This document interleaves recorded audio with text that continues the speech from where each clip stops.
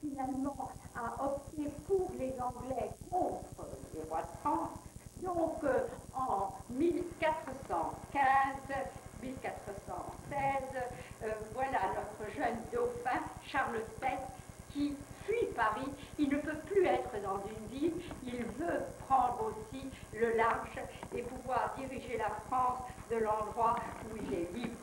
Mais il veut s'installer dans un endroit symbolique et c'est pour ça qu'il va dans le nid d'aigle des Plantagenets, c'est-à-dire à Chinon, qui est au bord de la Loire, enfin exactement près de la Vienne.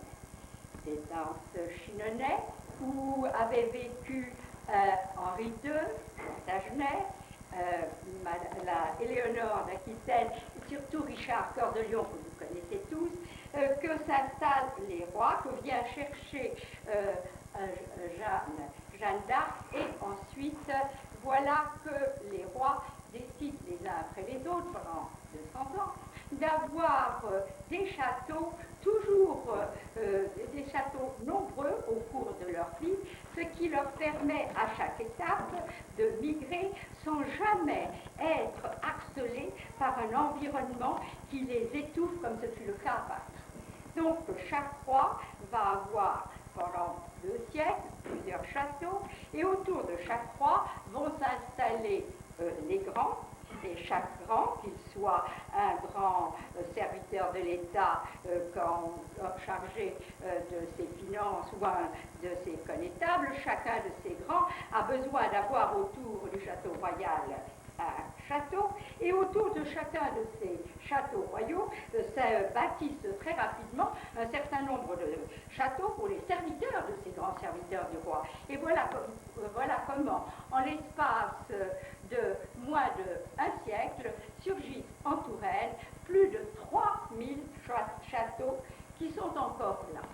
3000, c'est un chiffre, c'est un défi, c'est un paysage. Donc la Touraine est actuellement le lieu où vous avez le plus grand nombre de châteaux.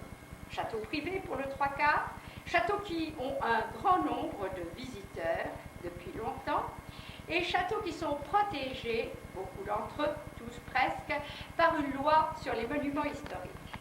Cette loi a été évoluée, mais enfin est apparue en 1887, remodelée en 1913, et depuis lors, elle protège tous ceux qui sont sur une liste, qui est la liste des châteaux classés.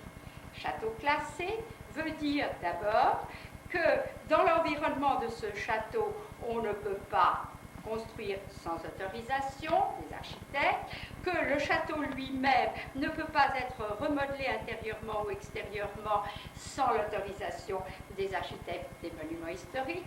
Donc ce château est protégé contre le propriétaire souvent, mais aussi ce propriétaire en compensation reçoit, si tant est qu'il y a de l'argent dans l'escarcelle de l'État, une subvention pour faire ses travaux.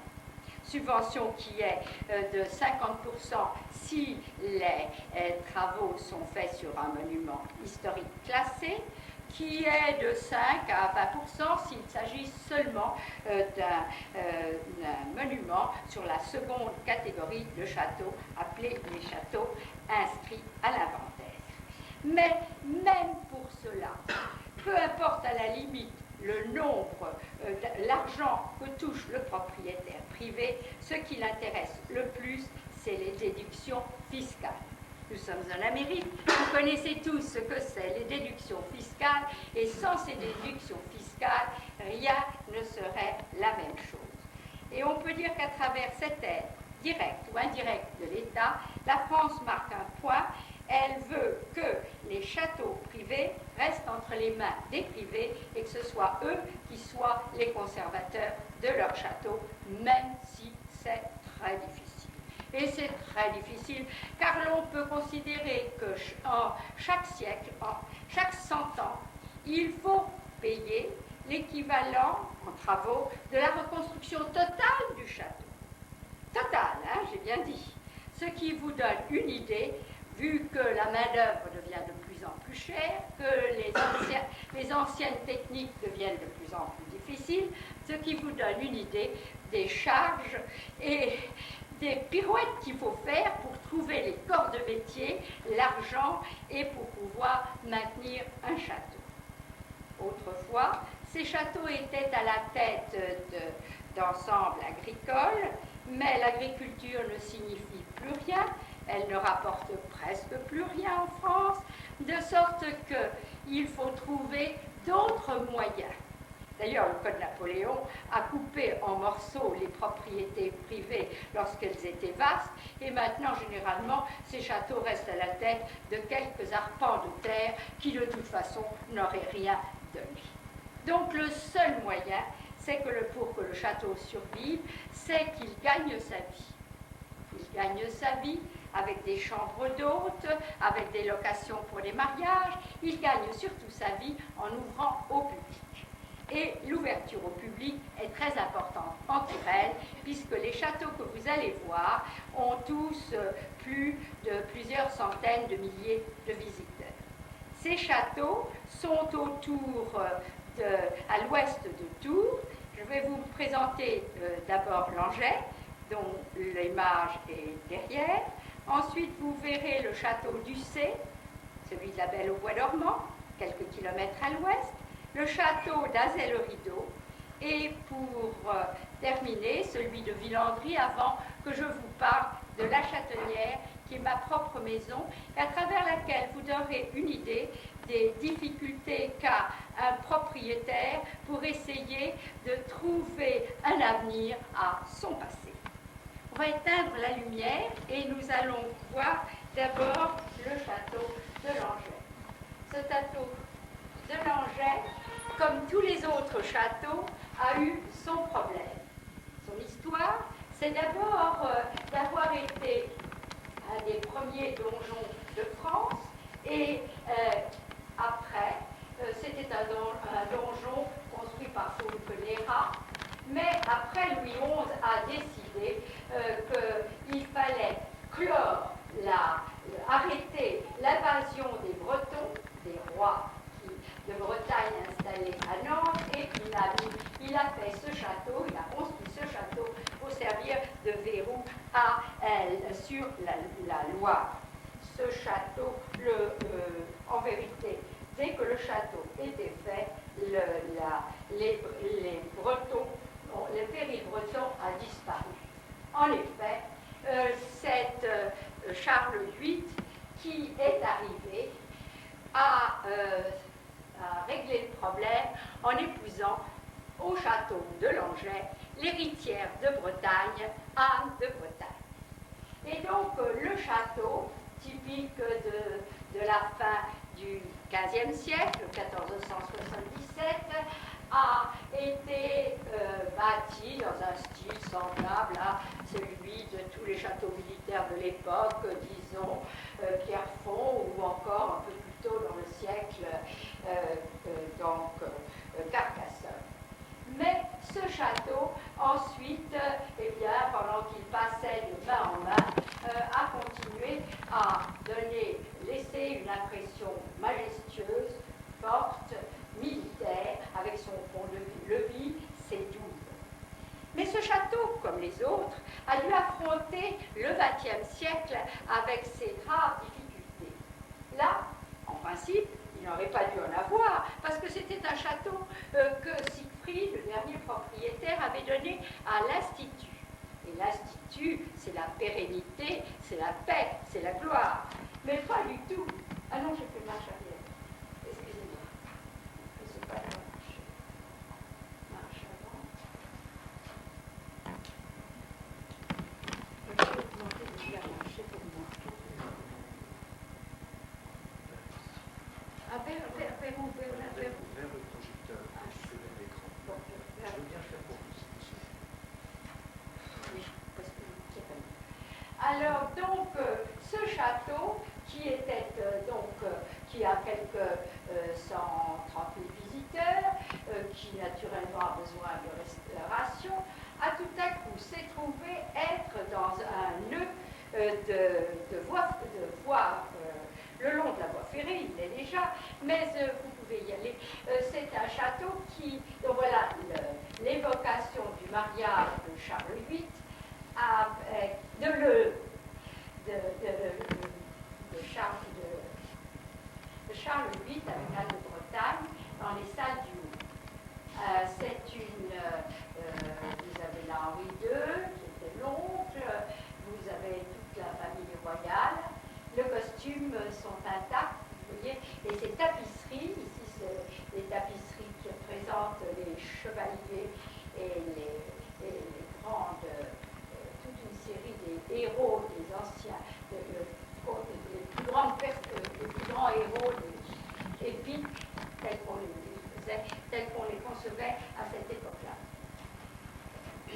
Ce château a gardé beaucoup de tapisseries, mais il a eu donc un grand problème, c'est que l'autoroute devait passer, on avait prévu que l'autoroute passe à 150 mètres du château.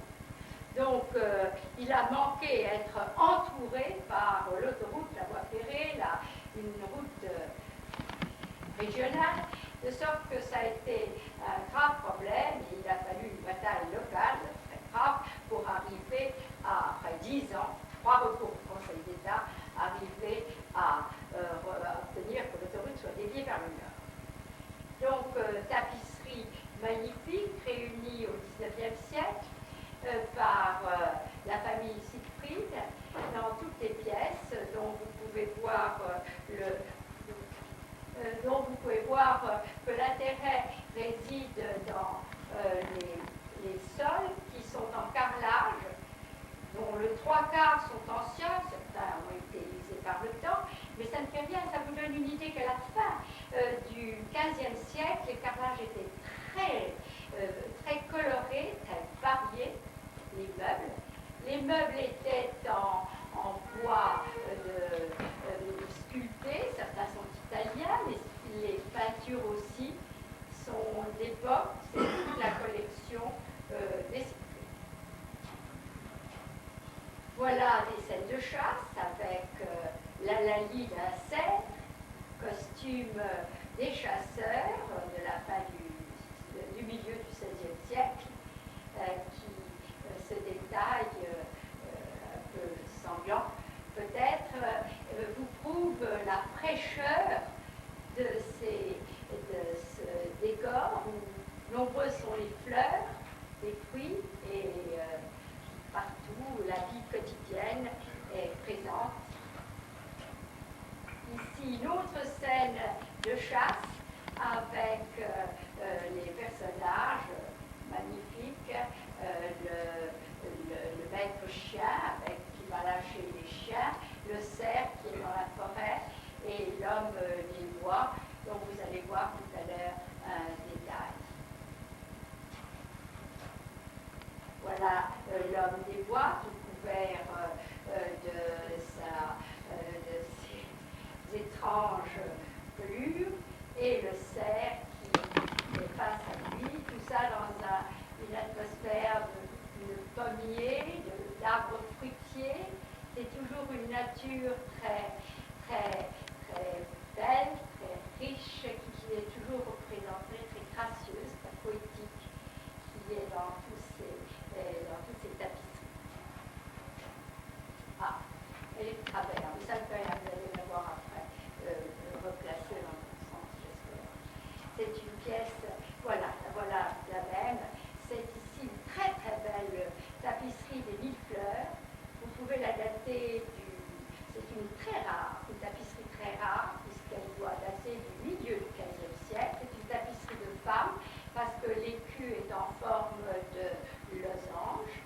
Et ce sont les armes de France entremêlées avec d'autres armes. Ici, vous avez des haches qui sont ceux de Henri. Et de l'autre côté, vous avez des feuilles de chou et une tapisserie qui est extrêmement décorative et dans un état assez extraordinaire. Remarquez le sol. Voilà, c'est belle quand c'est de travers. Excuse, donc ça c'est les feuilles de tout à l'heure qui entourent le motif central, avec des oiseaux qui, les petits lapins.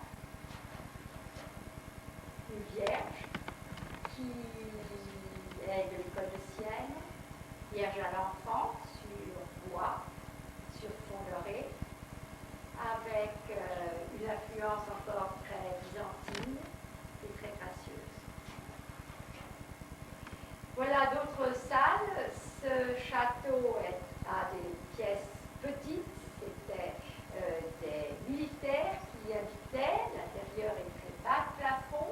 Les chambres ont des cheminées et les lits, comme vous voyez, sont à baldaquin avec des crédences qui sont les meubles d'alors, surtout celui-là qui est spécialement joli.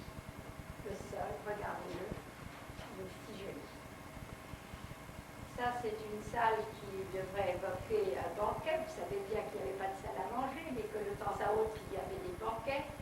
Alors, bon, le décor de cette pièce est devenu une salle à manger, mais ce qui est surtout très beau, c'est cette magnifique crédence-là avec son dais, les petites sculptées, les fenêtres sont avec des petits plombs, les portes sont avec l'accolade de la fin de la gothique qui inaugure la Renaissance. Mais nous ne sommes pas encore sous la Renaissance. Par contre, ici, à 10 km du château de Langeais, dominant également la Loire, mais cette fois-ci sur le côté sud, vous êtes au château d'Ussé.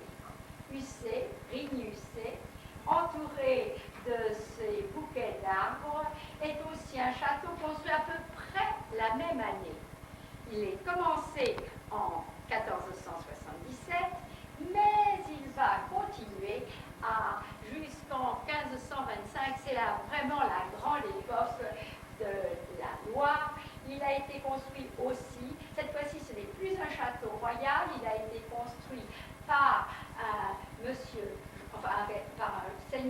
sieur Jean Dubreuil, qui a commencé par le donjon qui est là, et puis il avait son château qui avait la forme d'un U, le quatrième côté ayant été détruit et fermant la cour intérieure, il a été détruit au XVIIIe. Ce château a des dizaines de tours et je vous dirais que se promener la nuit dans ce château, passer d'une tour à l'autre est quelque chose d'assez extraordinaire. Voilà, la photo suivante va vous montrer sa situation qui domine l'Ain et 3 km plus loin la Loire, avec ses terrasses parallèles. Et vous voyez bien le plan du château en forme avec la cour intérieure qui tourne, qui est donc à nu, le quatrième côté, ayant été détruit lors du mariage de la fille de la maison, qui du fils de la maison, c'était les maisons avec la fille de Vauban. Et c'est pour ce mariage qu'on a construit ce petit pavillon 17e, 18e. Et les images qui vont suivre vont vous montrer que ce château était une surprise et il continue à l'être. Il est tellement surprenant qu'un jour Perrault, qui était donc, j'oserais dire, le chef de cabinet de Louis XIV, était chargé de faire une inspection en province et il est arrivé là. Et personne ne l'a arrêté. Il est allé de pièce en pièce, de salon en salon, et il est arrivé jusqu'à ce qu'il a trouvé sur un fauteuil demi-étendu la fille de la maison qui dormait. Et du coup, il a écrit La Belle au Bois dormant.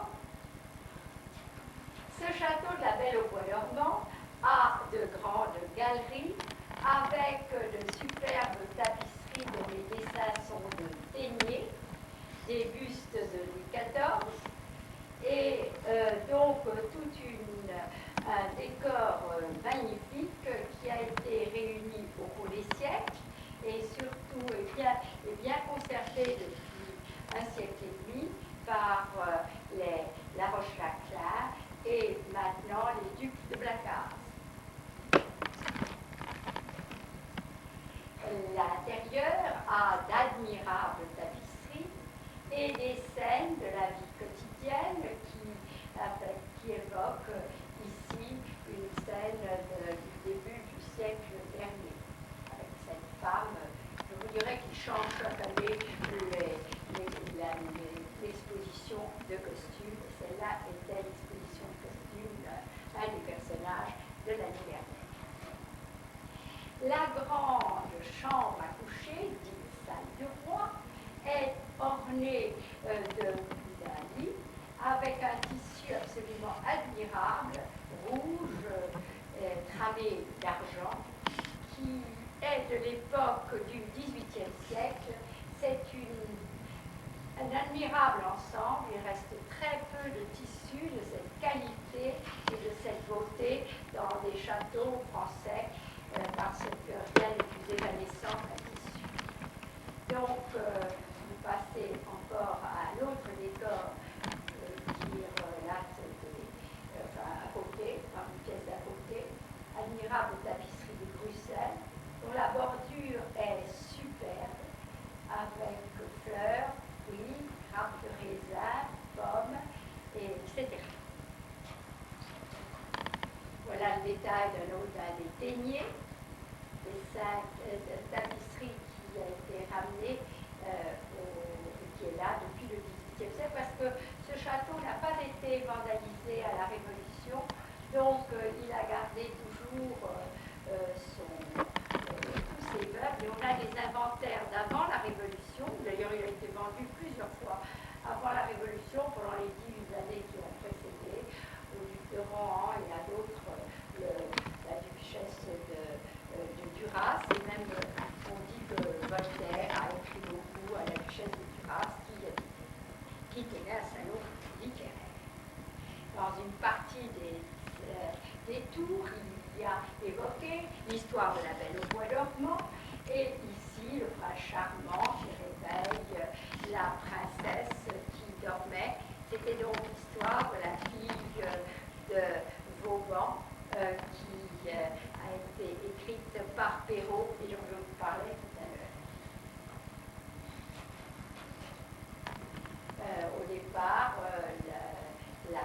c'était une petite, c'est la fée qui vient porter tous les dons à l'enfant, qui est donc qui va avoir tous les dons, sauf un qui est, je ne me rappelle plus très bien l'histoire de la Belle au bois dormant, mais il y a la fée, Mélisande, vous pouvez passer à la suivante, qui lui jette un sort.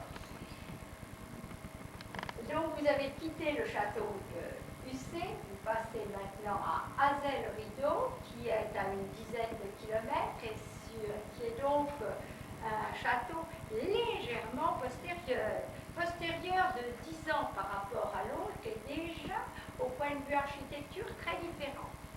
Il est un château construit par une femme, qui portait pourtant un prénom d'homme. Elle s'appelait Philippe Lesbailly. Elle a épousé Gilles Berthelot. Elle était cousine germaine de Catherine Brissonnet, qui à la même époque construisait le château de Chenonceau. Donc ces deux femmes ont construit, elles ont rivalisé, seulement l'ennui c'est que le sort de Berthelot a été celui qu'a eu 2 siècles après Fouquet, le jour où le roi Berthelot et Lesbailly ont invité François Ier. François Ier, sachant que son chargé des finances n'avait pas l'argent, a tout de suite compris d'où il avait tiré l'argent pour construire le château d'Azel-Rideau. Donc, il a été, au moment où il allait être arrêté, Semblançay, son adjoint, lui l'a été. D'ailleurs, Marot, le poète, en parle et raconte comment il a été pendu à Montfaucon. Par contre, Gilles Berthelot s'est enfui à Péronne et le château, qui était déjà aux 3/4 construit, est revenu dans le domaine royal puisqu'il avait été bâti avec des fonds royaux. Vous voyez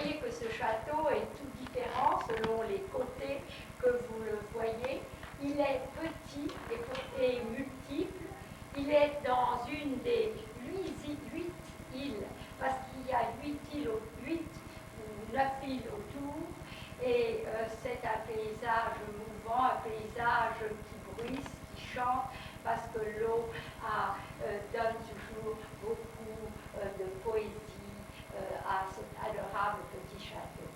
Mais ce petit château, lui, il appartient à la caisse des monuments historiques et il a eu aussi quelques difficultés. Ses toits n'étaient pas en état et là, pendant très longtemps, l'argent de ses entrées très nombreuses, parce que tout le monde admirait, venait l'admirer, n'était pas reversé au château, de sorte que tant ses huisseries, ses fenêtres, ses portes, ses toits que le reste s'en allait à volo. Et nous avons fait ici encore une association et cette association a obtenu un budget de plusieurs dizaines de millions, 10 millions, pour pouvoir, non, 100 millions, pour pouvoir le restaurer. Vous voyez que ce sont des chiffres gigantesques, mais un château comme ça, bon an, mal an, vu le nombre de touristes, rapporte tout de même dans l'ordre de 8 à 10 millions.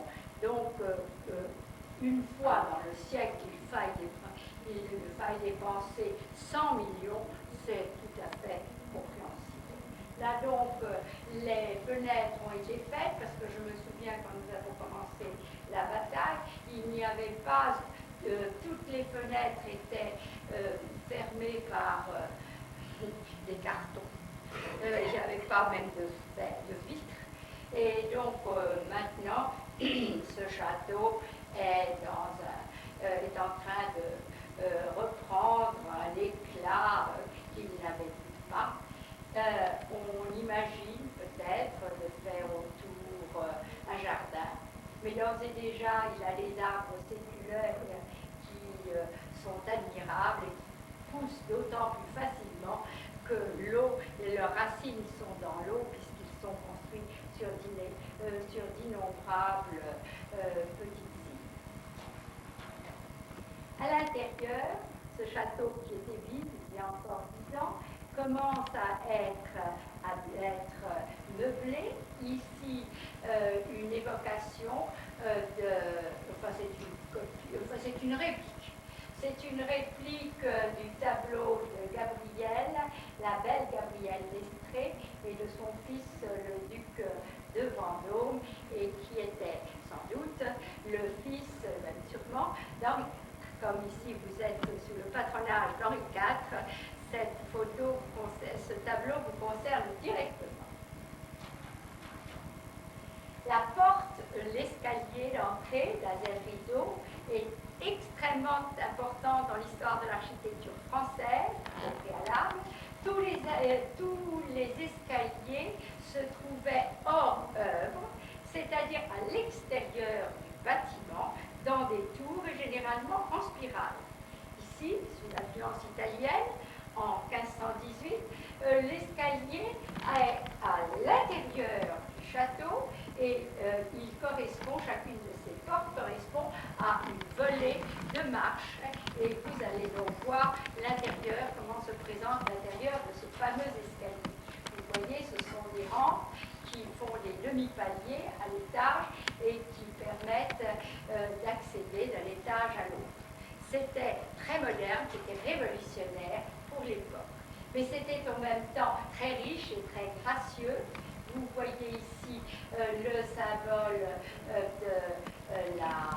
de l'Hermine et de François Ier avec sa salamandre et ce décor extrêmement gracieux de sculpture comme une dentelle que l'on appelle style plateresque ou encore très Renaissance italienne.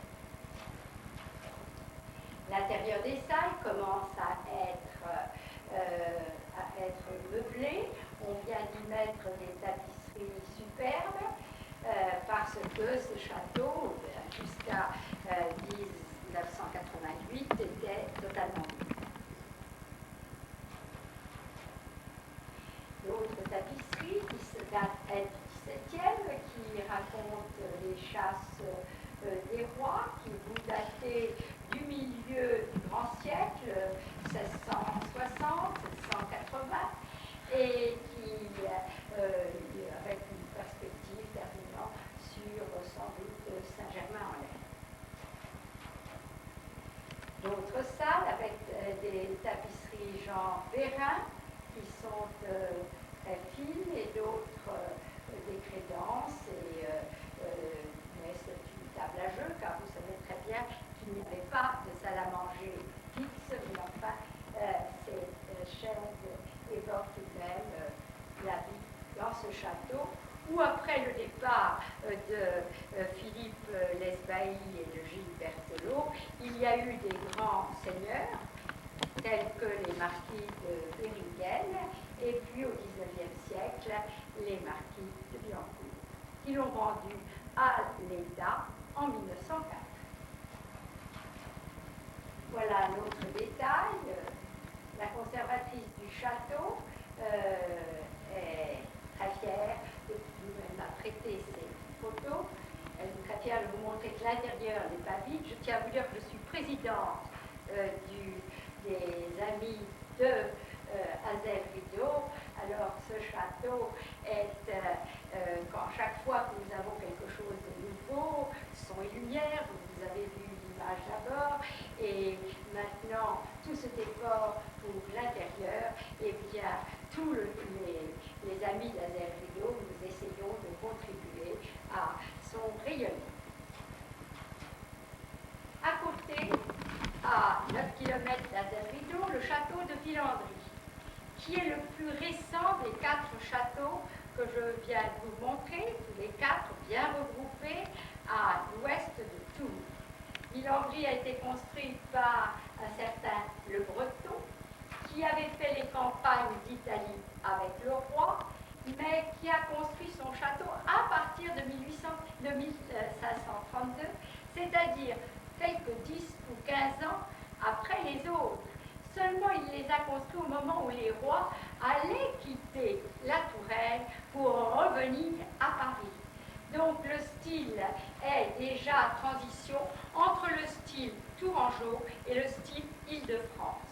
Tourangeau par le plan, par ses fenêtres, comme vous avez vu ailleurs, mais Île-de-France par ses pavillons d'angle qui sont quelque chose que ne connaît pas la Touraine, qui est implantée pour la première fois à Fontainebleau et qu'ensuite que vous retrouvez à Paris, au Sénat par exemple, avec le Sénat de Salomon de Prince.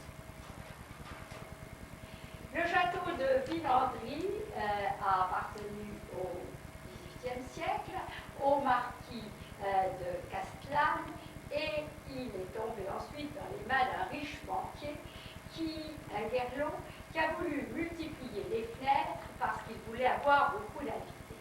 De sorte qu'il avait mis des fenêtres dans tous les endroits vides et jusqu'en 1904, il y avait 2 fois plus de fenêtres qu'il y en a maintenant.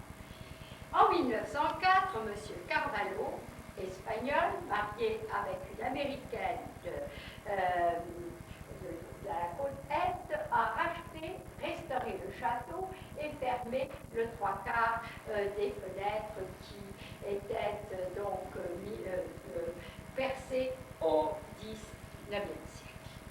Ce château est, après avoir été dans un triste état pendant la guerre, vous pouvez passer à la suivante, a été, parce que son propriétaire, M. Carvalho, était prisonnier des Allemands, et quand il est revenu, il était extrêmement fatigué, de sorte que les jardins qui avaient été créés par son père sont tombés pratiquement en déshérence et n'existaient pratiquement plus. En 1975 ou 1974, il est mort, il a laissé ce château à son fils, Robert Carvalho, qui a tout remis en état. Et maintenant, ce château a, on peut dire, le plus beau jardin de Touraine. Et comme Versailles n'est pas en très bon état en ce moment, il a les plus beaux jardins de France. Ce jardin s'analyse comme suit. D'abord, au pied des douves qui entourent le château, vous avez 9 carrés qui sont les carrés du jardin potager, dont vous voyez ici 6 seulement. Ensuite, vous avez au niveau des fenêtres sud du château le jardin d'ornement qui a la forme d'un aile avec une série de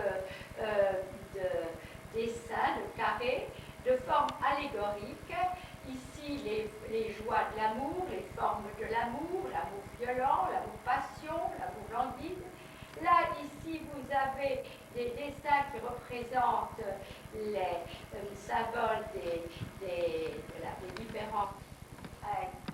Est entouré du village, qui est devant vous. Il y a un peu une terrasse. Sur cette terrasse, il y a une treille et des raisins lourds et dorés à l'automne.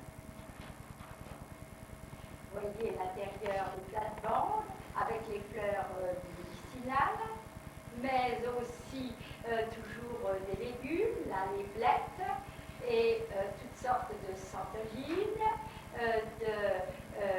et de bégonias, avec au premier rang d'autres fleurs.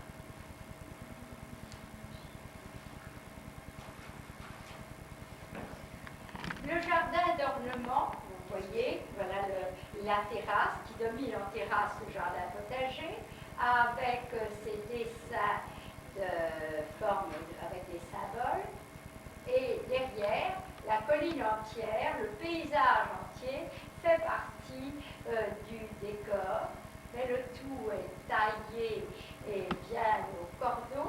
Sachez qu'il y a plus de 76 kilomètres de buis à Villandry, qu'il y a 9 jardiniers à Villandry. En été, ils sont 20 à travailler. Et c'est dire combien ces gens sont vraiment motivés, parce que le château d'Azel-Rideau, qui n'a pas de jardin, est moins motivé. Ils sont 60. Voilà le jardin de Villandry, encore vous le voyez bien, avec les jardins potagers, avec au printemps, ça c'est des salades, ici d'autres sortes de blettes rouges, et ainsi de suite, tous les légumes, les poiriers qui sont là. Derrière, vous avez des petits pommiers faits, très courts, et ici, les treilles dont je vous parlais tout à l'heure, et le jardin dans le un détail du jardin de Villandry, les fontaines qui ponctuent le centre de chacun de ces carrés. Comme Carvalho était espagnol, l'influence de l'Alhambra et du sud de l'Espagne est évidente. Ceci est le détail du jardin de l'amour violent qui fait valser tous les cœurs et qui donne le tournis. En haut, la paix est retrouvée avec le jardin d'eau, où vous avez ce vaste bassin et entouré avec des tilleuls, où il y a des cygnes et un silence qui est très impressionnant, enfin, très agréable. Personnellement, mon père m'a donc confié une maison, vous l'avez devant vous, la Châtonnière, en 1987, c'était l'hiver, il faisait froid. Il venait d'arracher tous les pommiers, car quand on a ouvert le marché au monde, bien la production de la pomme s'est trouvée plus chère que le prix de vente sur le marché, donc il n'y avait plus d'agriculture. Les toits étaient en mauvais état, et je me suis trouvée avec un grave problème. Comment faire survivre cette maison, puisqu'il fallait qu'elle gagne sa vie, et que l'agriculture ne pouvait plus être une ressource d'argent. Donc vous allez voir d'autres photos l'hiver.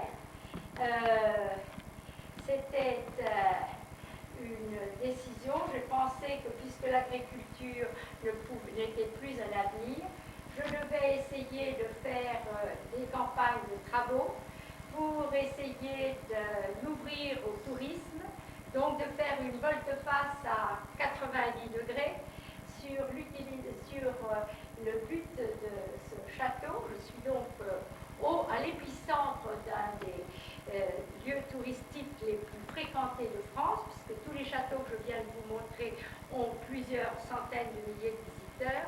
J'ai décidé de faire ça. Il me faudra 20 ans. Je suis déjà à peu près à la moitié du parcours. Si vous voulez passé au suivant. J'ai commencé par faire, voilà donc encore au début l'hiver, j'ai commencé par refaire les toits. Pour vous dire la vérité, j'ai commencé la toiture en 1986. Nous sommes en 99. Quand je vais revenir des États-Unis, les toits seront finis. La tranche actuelle de travaux est la dernière. Elle a été commencée en novembre et donc elle sera finie en avril. Je serai à Zel Rideau début mai. Donc voilà pour voilà quelques vues l'été. Mais pour pouvoir ouvrir, eh bien, il faut faire quelque chose de plus. Et j'ai pensé donc, mon voisin et ami, Robert Carvalho, qui possède Villandry, m'a donné, il y a 5 ans, son jardinier. Et donc, il m'a conseillé de faire un jardin. Et donc, avec un seul homme, nous avons fait déjà 5 jardins. C'est un homme extraordinaire, il est marocain, il vient d'avoir le Poireau, c'est-à-dire l'Ordre national du mérite, car il a été 20 ans chef jardinier de Villandry et chez moi il fait merveille. Donc au départ, les premières choses que nous avons fait ensemble, c'est reconstruire devant la maison les carrés, qui sont des moulins grains. Nous avons fait aussi, parce que naturellement, un jardinier est en même temps un maçon, ça fait partie du jeu, il sait aussi faire l'hydraulique. Donc là, nous avons commencé par refaire les murs sur lesquels nous avons mis les barres. Et nous avons commencé. Je vous fais remarquer que ce qui est amusant dans cette maison, typiquement tourangelle, c'est que le corps de bâti du logis des maîtres est en ardoise, le corps de logis derrière les communs est en tuile. Et le rouge contraste avec le bleu, ce qui fait chanter les toits. Donc, devant la maison, avec le jardinier, nous avons commencé par mettre quelques fleurs, et puis refaire les gazons. Vous savez, faire des gazons, c'est très difficile quand on a perdu. Il n'y avait même plus les gazons. Ils étaient complètement morts. Il a fallu donc remettre tous les produits, remettre la terre, replanter, etc. etc. Donc, ça a été une étape. Et puis alors après, voilà les gazons, la partie que vous avez vue. Mais derrière, la cour elle-même, vous venez de la voir, était dans un état pitoyable. On aurait dit une cour de ferme, c'est ainsi que l'appelait l'architecte en chef des bâtiments. Voilà un jardin qui était derrière, mais c'était la seule chose qui nous restait, et il n'y avait pratiquement plus de fleurs, sauf le dessin. Je me suis attaquée à toute cette partie, et ce qui était en creux est devenu en relief. J'ai enlevé le ponton, arraché les arbres. J'ai d'ailleurs arraché plus de 60 arbres séculaires. Et tout ceci a été remodelé pour faire un autre jardin potager par derrière. Vous allez donc voir quelques photos. Ceci encore quand je n'avais pas mon jardinier. Je faisais les toits, voilà les toits où j'en étais à ce moment-là. Et tout ceci n'était pas fait. On voit bien la différence entre les toits faits et pas faits. Cette tour s'était écroulée. Celui-là était bon, tout était à reprendre. Et je me suis lancée dans cette entreprise. Voilà déjà plus tard, 5 ans plus tard, ces 4 carrés devant. Ici, nous avons planté des fleurs dans ce jardin et nous sommes en train de commencer nous avons arraché tous les arbres qui sont sur le côté, les arbres ici derrière, et nous allons faire un jardin en cascade qui va entourer tout le château, parce qu'il y a une dénivellation entre le fond de la vallée qui est ici et les côtés, qui est de l'ordre de 20 mètres. 20 mètres. Heureusement que dans cette maison, il y a des grandes caves, et dans ces caves, il y a des pierres, et donc me voilà avec mon cher tailleur de pierre, et cette dans nos propres carrières que nous taillons, qu'ils taillent les pierres qui vont servir à refaire les corniches du château, car naturellement, il faut commencer par prendre les choses sur place. Voilà la cour intérieure, avant que nous ayons commencé les travaux, mais cette cour intérieure n'avait ni queue ni tête. Pendant des années, je me suis trituré l'esprit pour essayer de savoir comment imaginer de faire quelque chose de beau de cet endroit qui était vraiment très ingrat. Alors, voilà les travaux finis. On a fait un rectangle au milieu de la cour avec 6 carrés qui sont là et des vases au milieu. Et donc, déjà, ça a un air plus, si j'ose dire, plus civilisé.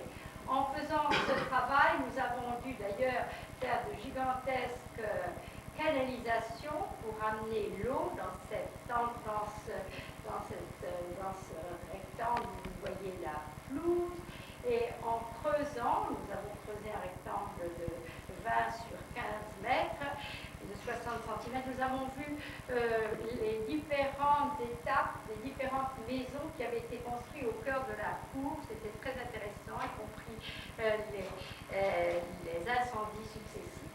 Vous voyez que pour faire le travail que vous venez de voir, il a fallu donc, voilà les canalisations. Je suis là dans un coin. Tout ce travail est fait par mon seul jardinier.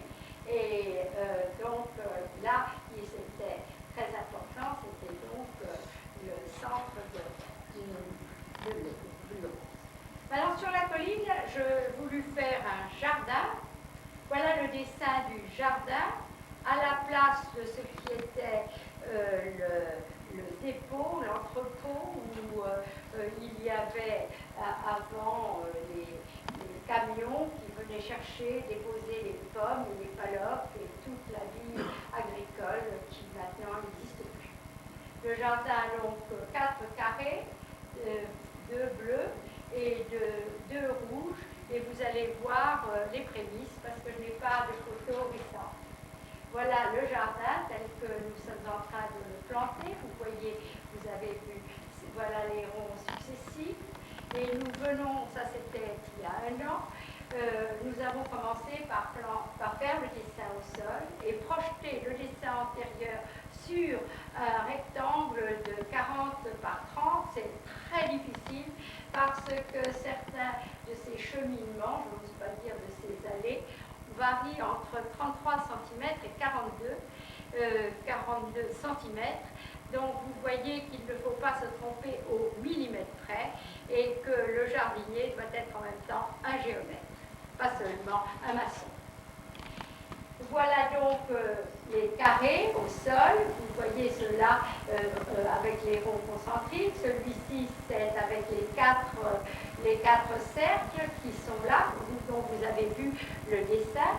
Depuis l'année dernière, donc maintenant, à la saison nouvelle, comme nous avons aimé les fleurs que nous avons plantées, tous les massifs, chacun de ces dessins est rempli de la fleur, de la même fleur que celle qui fait la bordure.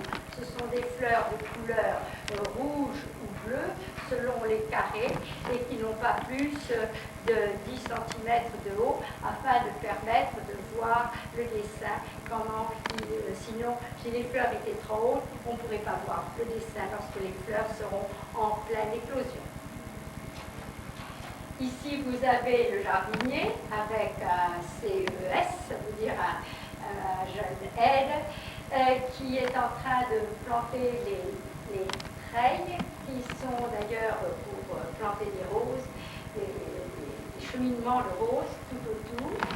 Et vous allez voir dans la prochaine photo que lorsque l'on arrive à faire au sol, faire des sortes de dessins au sol qui vont permettre de refaire ces grands dessins géométriques si compliqués. Voilà mon jardinier en requin. placer son arrosage sous le mur. Et donc, c'est un travail très grand. Pensez que cette année, nous venons de mettre 1,2 km de tuyaux pour arroser les rosiers, 500 rosiers qui viennent d'être plantés. Donc, il fait ça parce que, comme il fait ça l'hiver, parce que naturellement, l'été, il plante, l'hiver, on plante, on fait les murs et la partie hydraulique, l'été, on s'occupe d'avoir un jardin. Alors tout est pris au voisinage, les plantes sont bouturées pour ne pas avoir à les acheter, et donc tout est fait maison et sur place, donc nous pouvons nous-mêmes vivre en base d'eau.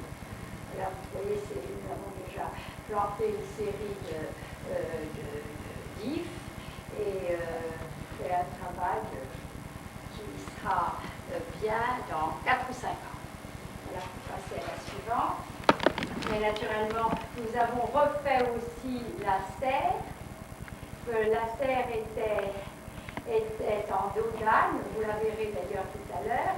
Elle était constituée de 1500 éléments qui tous étaient de tailles différentes, puisqu'ils étaient une série de verres en écailles de poisson, ce qui était très joli au XIXe siècle, un casse-tête au XXe siècle, il faut faire tout à la main, il l'a fait, et on a planté ces fleurs, ces 140 sortes de variétés de fleurs dans ce parterre.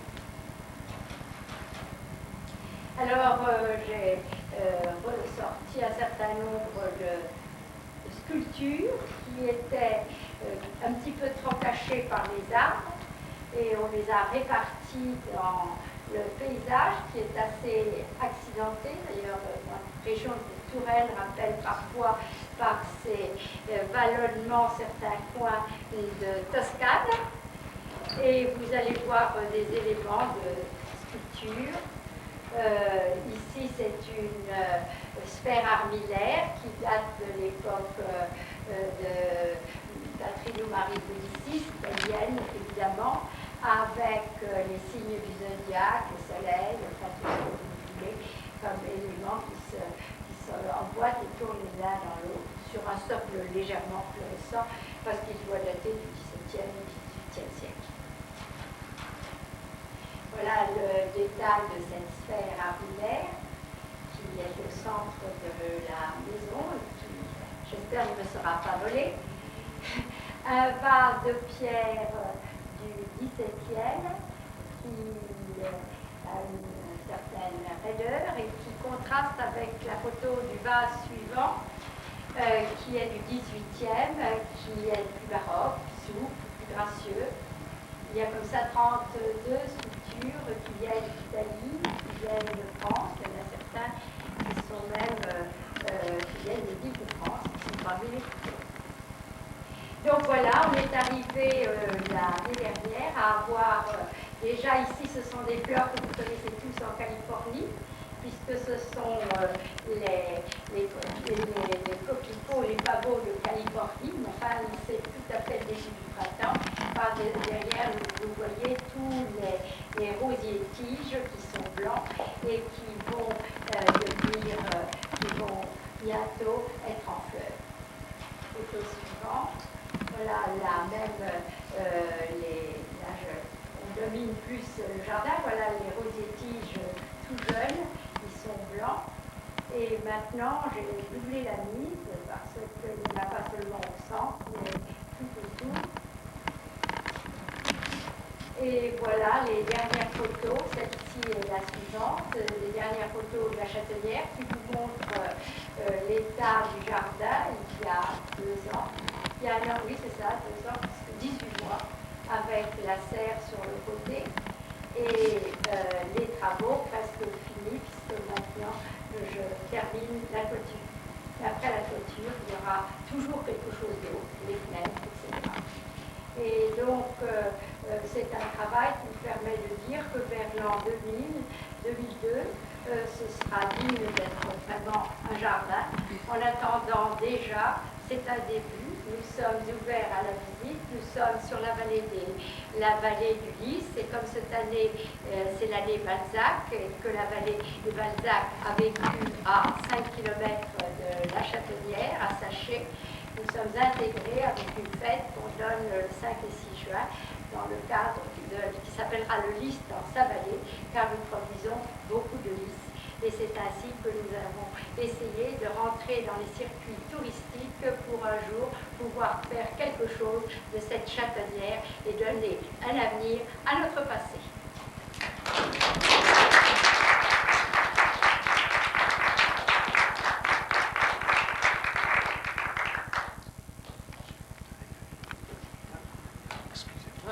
Bon, si vous avez des questions à me poser, naturellement, je suis à votre disposition.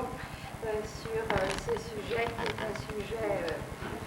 Et à l'intérieur, est-ce qu'il y a des meubles je le ferai, pour moi, chez moi, je ne le ferai jamais visiter, c'est tout petit. Ah bon? Tout petit. Alors, non, mais par contre, je ferai le maximum au point de vue jardin. Parce qu'il ne paraît pas petit. Ah oui, mais il y a beaucoup de choses qui ne servent à rien. Ah oui. Parce que vous savez, toutes ces tours, c'était des tours... ça a été construit à une époque où presque la défense ne servait plus à la défense. C'est une époque de transition et donc c'est pas habitable parce que ce n'est pas encore un château résidentiel tout en étant un château encore de défense. Vous voyez à la moitié du chemin parce que c'est en Touraine qu'il y a cette transition après les châteaux de l'Île-de-France deviennent des châteaux résidences et plus personne ne parle de créneaux, de machicoulis. Et nous avons, j'ai le nombre de petites, j'ai oublié, arbalétrières, j'ai quelque chose comme 32 pour pouvoir tirer de l'arc depuis les fenêtres. Ça ne sert à rien, mais ça vous prouve que ça n'a pas été seulement un château résidentiel.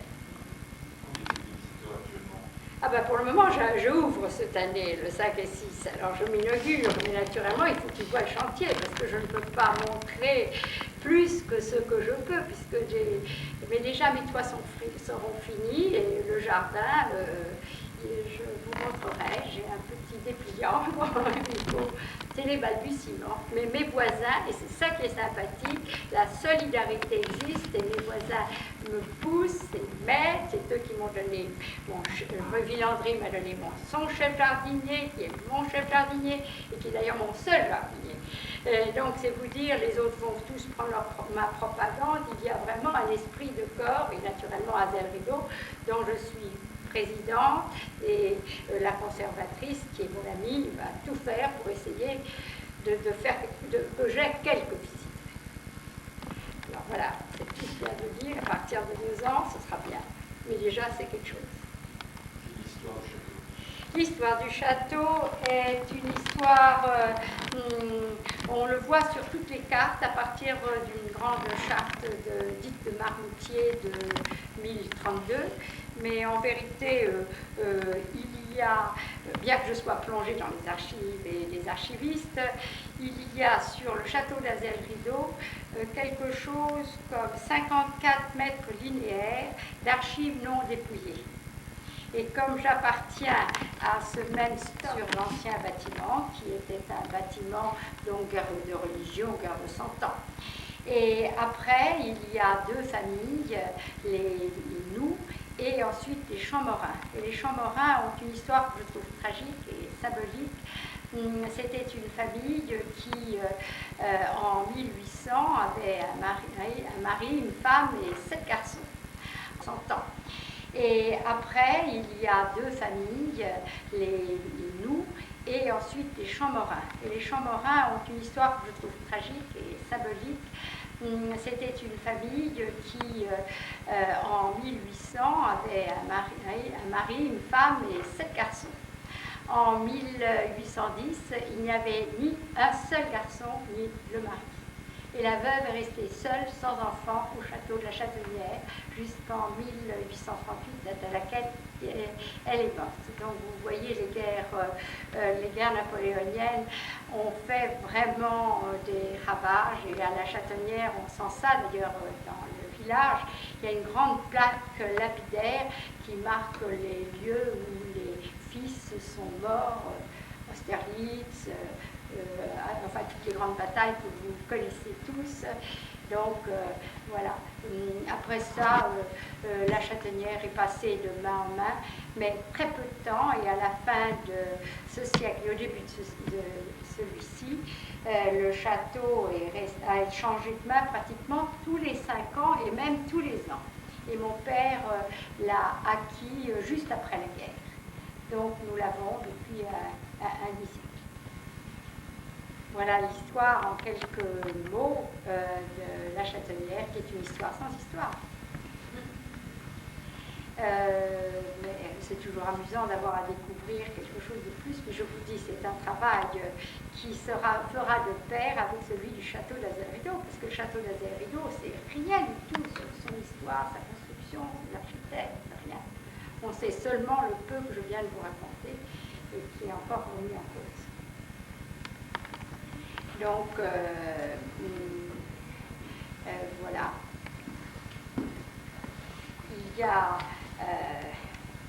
Il y aurait beaucoup de choses à vous dire, mais enfin, en tout cas, nous faisons partie dans cette zone d'un parc régional qui vient d'être créé et qui va de Villandry jusqu'à Saumur, et parc régional qui aura ses exigences, puisqu'on ne pourrait pas y construire comme on veut, y planter ce que l'on veut, mais qui favorisera le tourisme, les gens à cheval, la bicyclette, les randonnées. Et donc, c'est vers cette voie que le gouvernement nous consacre, et même on veut faire de ce parc régional un monument national de l'UNESCO, parce qu'on dit que nous sommes l'une des régions les plus belles de France. Voilà. Donc, c'est en voie, je crois que ce sera voté en l'an 2002 à l'UNESCO, du moins c'est ce que notre député nous dit. Nous sommes d'accord. Nous pouvons bien être d'accord. Merci, vous n'avez plus de questions? Et quel type d'entreprise avez-vous contacté pour faire les travaux? Local. J'estime que mes meilleurs amis, c'est les locaux. Il faut naturellement être agréé par les monuments historiques, mais c'est des couvreurs, des charpentiers d'Azel-Rideau, à la limite de Linières de Touraine, qui est à 1,5 km, pas très loin. Et du moment qu'ils sont agréés par l'architecte en chef, qui d'ailleurs est très compréhensible, et moi je défends énormément les architectes en chef qui ont été extrêmement violemment mis en cause depuis 1 an et demi. Bon, alors mon architecte en chef est une merveille, d'ailleurs je pense que le 3/4, il y a toujours des brebis galeuses quelque part, nous a permis de faire travailler les gens du cru, et nous avons la chance en Touraine, comme il y a tant de châteaux, il y a tout ce savoir-faire hérité depuis des siècles qui se transmet.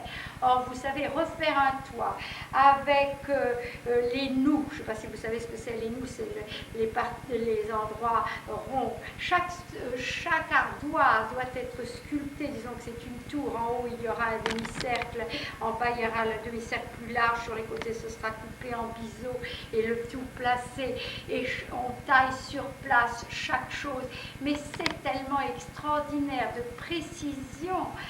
Je dois dire que j'admire beaucoup mes corps de bâtiment. Vous avez vu mon tailleur de pierre, c'est quand même un tailleur de pierre. Il n'y a pas beaucoup d'endroits dans le monde où ils savent être à la fois carrier, tailleur de pierre, il me fait mes modillons, mes sculptures, les fleurs, tout ce qui tombe en morceaux d'élite, il les refait avec la même pierre, parce que c'est la même pierre, c'est quand même des ouvriers formidables que nous avons en Touraine.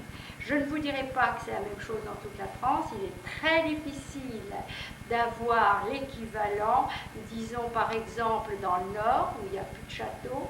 Donc les gens n'ont plus l'occasion de faire ce genre de travail. Tout le travail de volisage et toutes les voliges, si vous savez ce que c'est beau de voir comment ce que est fait un toit quand il est bien fait, toutes les insertions, enfin c'est vraiment un décor de métier sensationnel, et heureusement on les protège un peu. Et nous leur donnons du travail. Et sur le plan financier, les monuments historiques peuvent avoir des... Oui, ça, ils aident. Enfin, dans mon cas, quand, par exemple, je me suis battue contre les affaires culturelles pour le château d'Azel-Rideau, car le château d'Azel-Rideau, je vous ai dit, avait été complètement oublié par les affaires culturelles. Donc, nous avons fait une association pour réclamer que l'argent du château d'Azel-Rideau, gagné par Azel-Rideau, par ces visiteurs aillent au château, dont les fenêtres étaient en mauvais état, les portes, les toits. Et bien à ce moment-là, il y a eu une grande bataille, nous avons obtenu nos 100 millions, mais alors là, j'ai eu quelques années où on m'a donné 2% du montant de mes travaux. Maintenant, je suis montée à 10. Alors, vous voyez que... L'espoir, hein. Vous avez encore la marge. 10%. 10%. Mais comme je vous ai dit, ce qui compte aussi, c'est les déductions d'impôts. Les exemptions fiscales. Qu'est-ce qui a poussé votre père à acheter ça? Ah, parce qu'il aimait. Mais il voulait avoir une propriété agricole. Hein. Donc pour lui, la maison était un accessoire